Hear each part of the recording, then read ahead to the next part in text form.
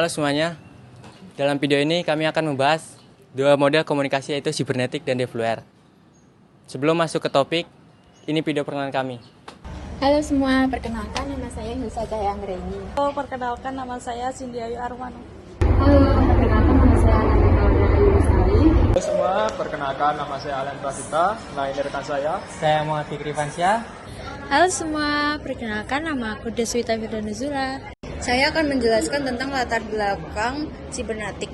Sibernetik adalah ilmu yang dikemukakan oleh Norbert Wiener pada tahun 1948 tentang pengendalian dan komunikasi pada manusia maupun mesin.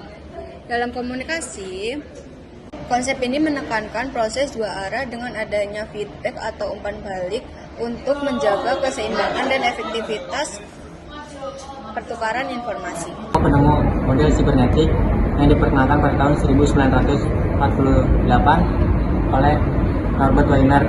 Model ini menekankan aliran informasi dan umpan balik dalam sistem komunikasi. Baiklah, saya akan menjelaskan alur proses. Pertama, sumber atau input. Pengirim mengirimkan pesan atau informasi ke sistem komunikasi. Kedua, proses atau transmisi dan pengolahan. Pesan dikodekan, dikirim melalui saluran, lalu diterima dan diolah oleh penerima. Ketiga, keluaran atau output. Hasil dari pesan yang diterima berupa tanggapan atau tindakan dari penerima. Keempat, umpan balik atau feedback. Penerima memberikan respon yang kembali ke pengirim, menunjukkan apakah pesan dipahami dengan benar. Kelima, kendali atau kontrol. Umpan balik digunakan untuk menyesuaikan atau memperbaiki komunikasi berikutnya agar lebih efektif. Baik, di sini saya akan menjelaskan beberapa faktor yang melatar belakangi model komunikasi developer. Yang pertama, teknologi komunikasi massa pada tahun 1970-an mengalami perkembangan pesat. Kemudian yang kedua adalah keterbatasan model komunikasi sebelumnya seperti Shannon dan Weaver yang hanya fokus kepada aspek teknis. Kemudian yang terakhir adalah penekanan pada konteks sosial yang mendorong penelitian lebih lanjut mengenai efek media massa kepada audiens. Saya akan menyebutkan alur proses developer. Yang pertama, sumber atau source. Kedua, penyandi atau decoder. Ketiga, saluran atau channel. Keempat, decoder atau penyandi balik.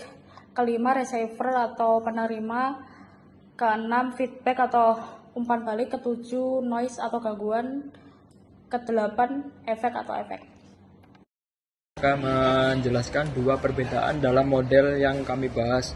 Nah, yang pertama itu ada model sibernetik. Nah, model sibernetik sendiri itu ditemukan oleh tokoh yang bernama Norbert Wiener yang menekankan pada sistem komunikasi yang bersifat sirkular dan interaktif.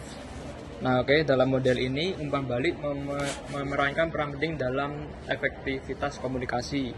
Nah, sedangkan model developer sendiri itu ditemukan oleh Melvin L. Developer yang lebih menekankan pada pengaruh kepada media sosial. Komunikasi ini sebagai sistem yang tertutup dan dampak yang ditimbulkan itu adalah noise atau gangguan. Terima kasih. Baik, saya akan memberikan salah satu contoh model komunikasi sibernetik, yaitu peristiwa di kampus IPB yang memulai program Zerofood Waste. Analisis sibernetiknya yaitu pengirim itu ada kampus dan organisasi program. Selanjutnya ada saluran dan penerima, yaitu mahasiswa, kantin, dan unit pengelola limbah. Selanjutnya ada umpan balik. Umpan baliknya itu berat limbah ditimbang setiap hari, datanya dikumpulkan, kampus menyesuaikan edukasi, vendor, kantin, dan metode pengolahan limbah. Selanjutnya ada gangguan atau noise. Noise itu yaitu pihak IPB mengkonfirmasi vendor yang diajak tidak bertanggung jawab. Sekian. Baik, saya akan memberikan contoh model komunikasi developer yang berupa peristiwa mahasiswa dan muda-mudi melakukan demo aksi jalanan sebagai respon terhadap kebijakan anggaran negara yang dianggap mengabaikan pendidikan. Kemudian analisisnya, pengirimnya berupa mahasiswa, kemudian pesannya berupa kritik terhadap pemerintah, kemudian penerimanya publik, kemudian medianya berupa demo jalanan dan media massa. Kemudian umpan baliknya berupa respon pemerintah. Kemudian yang terakhir adalah efek, yaitu tekanan sosial dan politik terhadap pemerintah. Saya akan memberitahu siapa sih penemu model komunikasi Devloer itu. Nah, model komunikasi Devloer sendiri itu ditemukan oleh tokoh yang bernama Melvin L. Devloer. Ia seorang ahli yang berasal dari Amerika Serikat. Nah, ia mengembangkan komunikasi ini pada tahun 1970-an sebagai pengembangan dari model komunikasi Shannon and Weaver.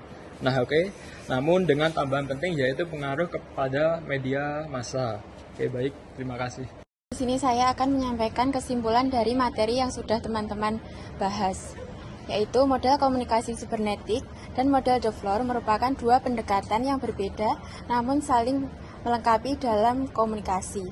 Model sibernetik berfokus pada sistem dan umpan balik yang menciptakan komunikasi yang efektif dan stabil. Sementara Devloer menekankan dampak media massa dan proses decoding yang mempengaruhi pemahaman penerima. Keduanya memberikan kontribusi signifikan dalam mengembangkan ilmu komunikasi, terutama dalam konteks teknologi dan media massa saat ini. Sekian yang dapat kami sampaikan, kurang lebih mohon maaf. Bye, terima kasih.